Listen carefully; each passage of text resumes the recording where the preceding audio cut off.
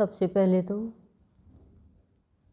भाव योगी संत, हमारे गुरुदेव, हमारे आधार, हमारे आश्रयदाता, भाग्य विधाता, इनका जन्मोत्सव, भावोत्सव, प्रेमोत्सव हम सभी इन्हीं की कृपा से मनाने के लिए यहाँ इस सत्य के प्रांगण में एकत्रित हुए हैं। तो सबको ढेर सारी बधाइयों, बधाइयों, बधाइयों।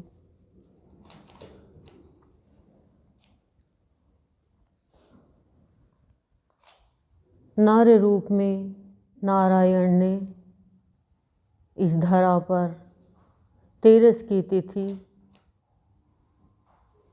हमारे लिए रसमय बनाने के लिए चुनी। हम बच्चों का जीवन नीरस नहीं रहे, खुशियों से भर जाए,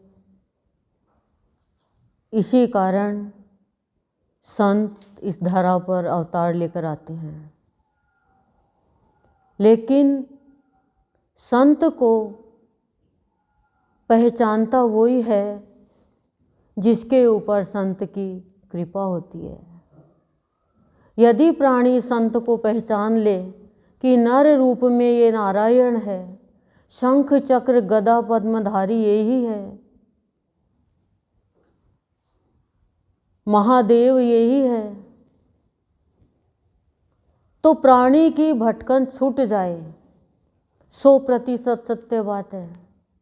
बुराई छूट जाए। इसने ऐसा क्यों कर दिया, इसको ऐसा करना चाहिए था, ये बहुत गलत है, हुकूमत मेरी चलनी चाहिए, ये मेरे से आगे कैसे जा सकता है, ये सब दिनचर्या में जो हमने अपना रखा है ये सब हट जाते हैं। क्योंकि संत हमें वो मत उपहार के रूप में देते हैं जिस मत को पाकर भाव प्रदान लेना और भाव प्रदान करना आ जाता है, आदान प्रदान आ जाता है। मतलब संत से हम भावों का आदान करते हैं, फिर एक दूसरे को प्रदान करते हैं। तब भाव से हमारा ये आवरण जो है शंका और संदेह का वो हटता है। तब संत हमें समझाते हैं कि रीति कौन से अपनानी चाहिए, प्रीति क्या होती है। तुम जो स्वार्थ में प्रीति अपनाते हो अपनों में, वो रोंग है, ऐसा नहीं करो। संत का मत, संत का पंथ, संत का पथ कर्मकांड का नहीं होता है, पुस्तकों का नहीं होता है, स्वयं को पढ़ने का होता है, स्वयं से जुड़ने का होता है। हम बहुत संतों की बातें सुन लेते हैं, लेकिन हमारे जीवन में जब तक हम नहीं उतारेंगे वो सुनी हुई क्या काम आई। आपने सुना लड्डू, पेड़ा, भुजिया, कलाकंद, बर्फी, रसगुल्ला, गुलाब जामुन, फिर सुनने से क्या हुआ, आपके मुंह में चला गया, आपका मन और ललचा गया। बहुत लोग सुनते हैं, इतनी भागवत सुनते हैं, लेकिन किसी की बुराई सुन के आपका दिल वैसा बन जाता है क्योंकि हमने तैयार बुराई के लिए कर लिया। ऐसा क्यों, ऐसा किस लिए? क्या हमें अपने जीवन को व्यर्थ गंवाना है? आपको किसी ने धन दिया, उस धन से आप कोई खराब चीज़ थोड़ी खरीद के लाओगे। लो भाई रद्दी खरीद के लाएं, ठीक है, रद्दी के बदले पैसा मिलता है, पर उससे भी नई चीज़ बनती है। लेकिन हम कूड़ा थोड़ी खरीद के ले आएंगे। सामान भी लाएंगे तो अच्छा फ्रेश देख के लाएंगे कि पुरानी साड़ियाँ ले आते हैं, चलो 5 नई तो 5 आएगी, पुरानी 10 आएगी। नहीं, देखो जैसे आप सदन में आए, जैसे ये भिवानी से आई हैं, इनका अलग रास्ता, ये शिवानी से आई, इनका अलग रास्ता है। ये भीलवाड़ा से आए इनका अलग रास्ता, ये नोएडा से आए इनका अलग रास्ता, दिल्ली से उनका अलग रास्ता, और आप अपने अपने घर से आए सब अलग अलग रास्ते से, लेकिन स्थान एक है। कुछ भी कर लो, पूजा पाठ उपवास व्रत नियम धियम, यदि दिल में प्यार नहीं है तो ना तो वैराग्य आएगा, न बैर भाव छूटेगा, और न त्याग होगा किसी चीज का। इसलिए सबसे ऊंची भक्ति प्यार की। संत का मत प्यार का मत है। जब प्यार होगा तो ये नहीं कहेंगे ये इसको अवसर दें, इसको अवसर दें, इसको ऐसा दे दें, इसको स्टेज पे चढ़ा दें, इसको आगे बढ़ा दें ना। भगवान के तो ही न, भगवान ने हमें सत्संग का तोहफा दिया है ये। अब इस तोहफे को कोई व्यवधान पैदा नहीं कर सकता, कोई चुरा नहीं सकता इस तोहफे को। और जो संत के मत पर चलता है उसका जीवन उपहार हो जाता है। संत को बहुत तकलीफ होती है जब कोई किसी को हीन भावना से देखता है, और संत के नजदीक वाला देखता है तो बहुत दिल रोता है कि क्यों, ये शिक्षा दी है क्या संत ने? नहीं, सब भगवान के बच्चे हैं, सब ईश्वर के संतान हैं। रावण ने भी राम को दिल में बैठाया तो राम ने जब तक उसका ध्यान डाइवर्ट नहीं किया तब तक उसका वध नहीं किया कि मेरी सीता है। रुक्मणी को कहा कि मुझे दूध मत देना तो गरम, क्योंकि मेरे हृदय में राधा के चरण है। जो भगवान से प्यार करता है भगवान दिल में बसाता है। राधा का उदाहरण मैंने इसलिए दिया कि गोपियों ने कहा नहीं, जाने दो चाहे हमें कहीं पर भी नरक मिले, लेकिन भगवान के पेट में दर्द है तो हम हमारा जूठा पानी दे देंगे। तो प्यार में कोई छोटा, कोई बड़ा, कोई ऊंचा, कोई नीचा, कोई अमीर, कोई गरीब नहीं होता है। ये कहता कि प्यार के बदले प्यार अपने आप ही मिलेगा, और प्यार के बदले प्यार कोई चाहता है वो प्यार करता ही नहीं है। माँ भी यदि ये चाहती है कि मेरे बच्चे मेरे को प्यार करे, मेरी रिस्पेक्ट करे, तो वो माँ का प्यार सच्चा नहीं है। भगवान को तो कोई इतना प्यार करता ही नहीं, सब स्वार्थ के लिए पूजा करते हैं भगवान की, सब स्वार्थ के लिए। गुरुजी आज थारो सत्संग करे और आज हमारे घर में की बात होगी, ये लो क्या को थारो सत्संग है। अरे वो ज़्यादा बात होनी थी, खरा कम हो गई। आप सत्संग करो, आपकी परेशानी आएगी। क्यों आएगी? वो जानने के लिए आएगी, आने वाली थी। आप खुदाई करो, क्या निकलेगा? पहले ही पानी आ जाएगा क्या? पहले तो गंदगी आएगी ना, फिर पानी आएगा। तो पहले हमारा सारा धोएंगे गुर्देव मैल, उसके बाद में होगा। लेकिन एक इष्ट रखना पड़ेगा। संत का जन्मोत्सव हमारी है क्या काबिलियत इतनी कि जो अजन्मा है, जो सृष्टि नियंता, उसका जन्मदिन हम जन्मोत्सव मनाए नहीं। वो चाहता है कि ये मेरा जन्मोत्सव मना के अपना जन्म सार्थक कर ले। हमारा जन्म सार्थक हो रहा है। संत का जन्मोत्सव मनाना अपनी चारों दिशाएं अनुकूल होना। संत का जन्मोत्सव मनाना आत्मा परमात्मा का मिलाप होना होता है। आज आपको पता नहीं चल रहा है, लेकिन आप शरीर के भाव से हट रहे हो। नहीं तो इतनी ठंड में सुबह नहीं आ सको। अभी भी कलेजे में से ऐसे ठंड लग रही है, लेकिन ठंड की परवाह नहीं है, क्योंकि ये सांसारिक काम नहीं है, ये भौतिक काम नहीं है, ये लौकिक काम नहीं है, अलौकिक है, अद्भुत है। तो संत का मत शांति का मत है, संत का मत प्यार का मत है। और ये जो महाभाव अपना लेता है, संत उसके पीछे पीछे हो जाता है कि तू जहाँ जाएगा वहाँ मैं पहले जाऊँगा, मैं बाद में जाऊँगा। तेरे जीवन की व्यवस्था का ठेका मैं लूँगा, मैं तेरे जीवन का ठेकेदार हूँ। लेकिन इस संत को जिसने भी पहचान लिया वो कहीं भटकता नहीं है, इतनी सी भी गलती नहीं होने देता अपने बच्चे से, और करता है गलती एहसास दिला देता है, अनुभव करा देता है कि नहीं। बच्ची को पता भी नहीं है कि अन्नप्राशन संस्कार हो गया क्या, लेकिन बच्ची के इतने अच्छे संस्कार है कि यहाँ अन्नप्राशन संस्कार हो गया। क्यों? पत्थर के टुकड़े टुकड़े हो सकते हैं, लोहे के खंड खंड हो सकते हैं, लेकिन बिना सद्गुरु की कृपा के संस्कार नहीं बदलते, संस्कार नहीं बदलते। और फिर भी यदि आप ये चाहते हो कि नहीं हम तो और कहीं भटकेंगे, तो भटक ही रहे थे, दोबारा जन्म हो जाएगा। स्वभाव बदलना बहुत जरूरी है, और सत्संग के अभाव में स्वभाव नहीं बदलता। रत्नाकर का 1 मिनट में स्वभाव बदल गया। तो आप ये सोचो भी संत ही बदल दे, खुद की भी तो सोच चाहिए, खुद को भी तो नॉलेज चाहिए कि भाई हाँ, रत्नाकर कहे कि नहीं मैं कुछ भी कहे, चाहे मैं तो चाहे मेरे को पाप करना पड़े, मैं तो तेरी बात नहीं मानूंगा, तो नहीं मानेगा तो वो डाकू ही रह जाता,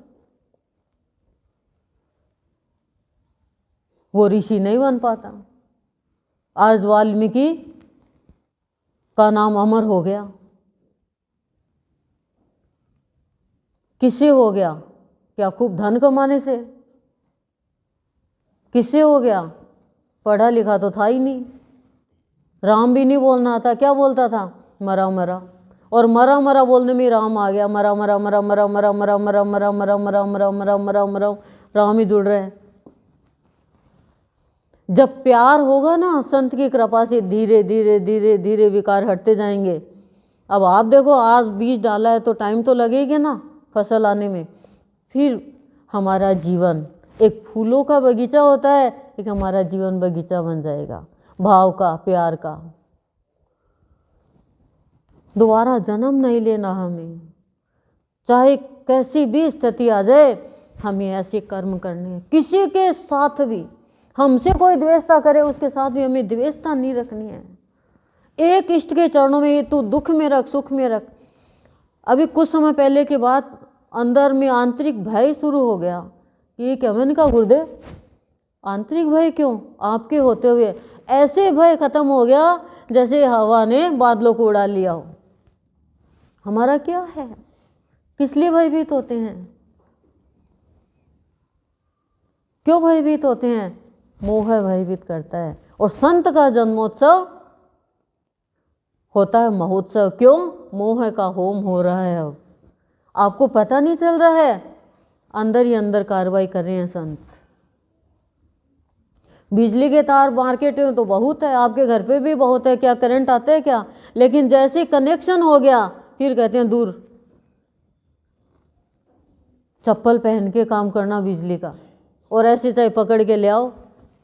तो ऐसे जब प्राणी का कनेक्शन भगवान से हो जाता है, भगवान से जुड़ जाता है, तो फिर विकार कहते हैं दूर, काम दूर, क्रोध दूर, ईर्ष्या दूर, सब विकार दूर, कहना नहीं पड़ता फिर। और यदि उन्होंने स्पर्श दिया तो जल के भस्म हो जाएंगे। इतनी बड़ी शक्ति है संत में। निमित्त बना देता है, झुकना सिखा देता है, प्यार में डुबा देता है। और जब संत सामने आ गया तो संसारिक इच्छा खत्म हो जाती है। क्यों? वो कहता मैं इच्छा कर भी लूँगा तो मेरी कौन सी तू पूरी कर देगा?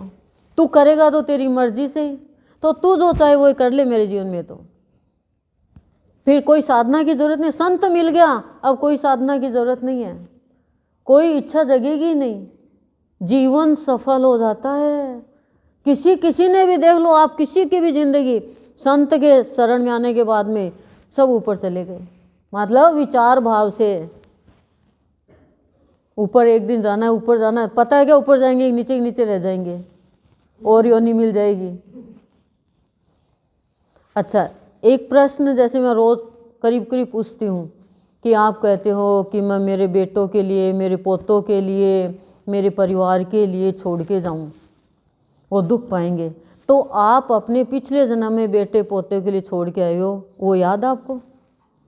तो फिर क्यों चिंता करते? कुछ तो थे ना आप पिछले जन्म में। अर्जुन को भगवान ने कहा पिछले जन्म में तेरे सब रो रहे थे, पर तुझे अब याद ही नहीं है, तो तू किससे मोह कर रहा है अर्जुन? पर हम फिर भी करते हैं। एक तो बता दो। और जिसको अपना पिछला जन्म याद रहता है वो चैन से रह नहीं पाता है। मेरा परिवार, मेरा पति वहाँ है, मेरे बेटे वहाँ है, लेकिन वो पहचानने से इनकार कर देते हैं। तो यहाँ पर है तब तक ये हमारा रिश्ता है, और भगवान से सदा सदा रिश्ता रहता है। और देखो, कोई भी बड़ा कार्य कर रहा है, आप सब आ रहे हो, हम भक्ति कर रहे हैं, आप भक्ति कर रहे हो, कोई बड़े कार्य कर रहा है, उन सब में ईश्वर की शक्ति कार्य करती है। मनुष्य की ताकत नहीं है कि वो चलाए क्या, उसके अंदर शक्ति, आध्यात्मिक शक्ति काम करती है। एक बार शिवाजी ने कह दिया था, अहंकार आ गया कि सबका मैं ही कर रहा हूँ काम, मैं नहीं करूँ तो कुछ नहीं हो। गुरु ने दिव्य दृष्टि से देखा और देख के कहा कि मेरे शिष्य को तो अहंकार आ गया। कहा, शिवा चल घूमने चलते हैं। घूमने गए, देखा वहाँ पे कि कुछ पानी है, कीड़े हैं, पत्थर भी है खूब। तो पत्थर पहाड़ पे ले गए, पत्थर को गिरा नीचे, वो टूटा और उसके अंदर पानी था, कीड़े चल रहे थे। तो कहा, शिवा इन कीड़ों का पेट तू भरता है क्या? चरणों में गिर गया, गुरुदेव मुझे माफ़ कर दो, मेरे अंदर अहंकार आ गया। ये हमारी गलतफहमी है कि हम किसी का अच्छा कर रहे हैं, हम पालन पोषण कर रहे हैं, हम किसी का नहीं करेंगे तो कुछ नहीं होगा। ये गलतफहमी। संत की प्रकृति से अपनी प्रकृति की तुलना करो। अभी बताया ना, तुलना संत की प्रकृति से करो, संत के स्वभाव से करो, जीवन सफल हो जाएगा। क्या विवेकानंद इंसान नहीं था क्या? आज अमर हो गया, पढ़ा लिखा भी था। तो काम ऐसे करो कि भगवान से हमारी मित्रता हो जाए। बाकी तो संसार में देखो, गुरुदेव भी इस धरती पे आए, नर के रूप में आए, गृहस्थी भी चलाई, बच्चों की शादी भी करी, लेकिन जुड़े ईश्वर से रहे, अपने स्वरूप को जान लिया। हम अपने स्वरूप को, अपने स्वभाव को नहीं जानते हैं, तब कहते हैं ये छोटा है, ये बड़ा है। आत्मा की दृष्टि में कोई छोटा कोई बड़ा नहीं है। नाम ले लिया आपने, माला फेर ली 10, लेकिन अंदर में परिवर्तन गए नहीं। किसी को बुरा, किसी को भला, किसी को छोटा, किसी को बड़ा, 1 मिनट में बुरा कर दिया, तो वो माला क्या फल देगी? दोबारा जन्म होगा ही होगा फिर। तो सबसे ऊंची भक्ति संत मत की, प्यार की है। और फिर संत क्या कहते हैं?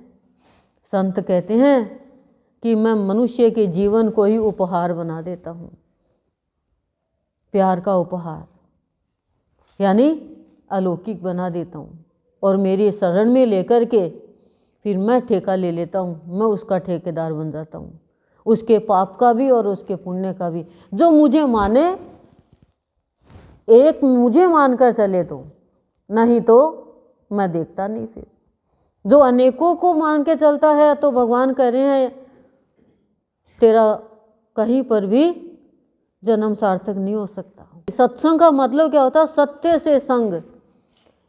सत्संत में सब आ गए और कहीं पर भी स्थिरता नहीं है, और तभी हमें शांति नहीं मिलती है, तभी हमें और जन्म लेना पड़ता है। कोई बकरी बन रहा है, कोई भेड़ बन रहा है, कोई गाय बन रहा है, कोई क्या बन रहा है, कोई सांप बन रहा है, कोई क्यों? फिर भी कर्म नहीं छूटते। भगवान को कहोगे तो ही छूटेंगे। बीमार होते हो ना, सब कुछ छूट जाता है, रोटी पानी सब। ऐसे ही जब संत का मत मिल जाएगा उपहार में, तो फिर अपने आप ही बुराई छूट जाएगी। जैसे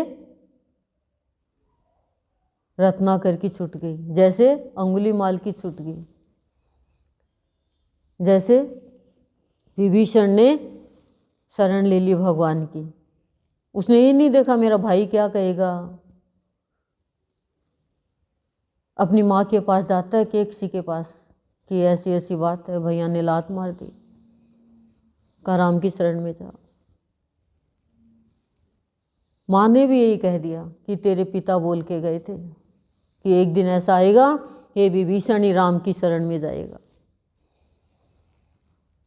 राम की भक्ति बहुत करते हैं, लेकिन राममय कार्य करना है तो कैसी भी घटना आ जाए, किसी से प्रतिशोध नहीं लेना। किसी से भी, भरत ने भी ले लिया लेकिन राम ने नहीं। सबसे पहले कैकेयी को स्पर्श करते हैं चरणों को। देखो राम का जीवन, देखो कृष्ण का जीवन, वही तो जीवन हमारे गुरुदेव हमें सिखा रहे हैं जीना। लेकिन गुरुदेव के भाव और ज्ञान को प्राप्त करेंगे, बात तो बहुत अच्छी लगती है, अच्छी लगने से हुआ क्या, धारण नहीं करेंगे तो। मेरे को आइसक्रीम बहुत अच्छी लगती है, खा ले, नहीं जुकाम लग रही है,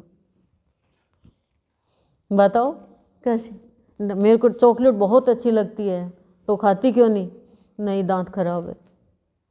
मेरे को अखरोट का तो इतना शौक, अरे कूट के खा ले, तो नहीं, खा ही नहीं सकती, तो फिर नकली दांत लगाओ। ऐसे ही हम बस कहते हैं मेरे को सत्संग का शौक है, मेरे को ये है वो है। ऐसे होने से क्या होता है, आगे बढ़ना पड़ता है। पके हुए फूल को ही सब तोड़ेंगे, खिले हुए फूल को ही तोड़ेंगे, मुरझाए हुए को कोई तोड़ेगा क्या, नहीं तोड़ेगा कोई भी।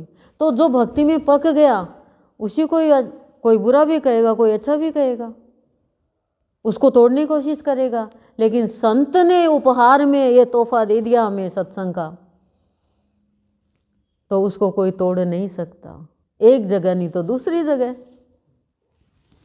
जब जगह हृदय में भगवान ने बना ली तो फिर जगह की क्या कमी है, बताओ।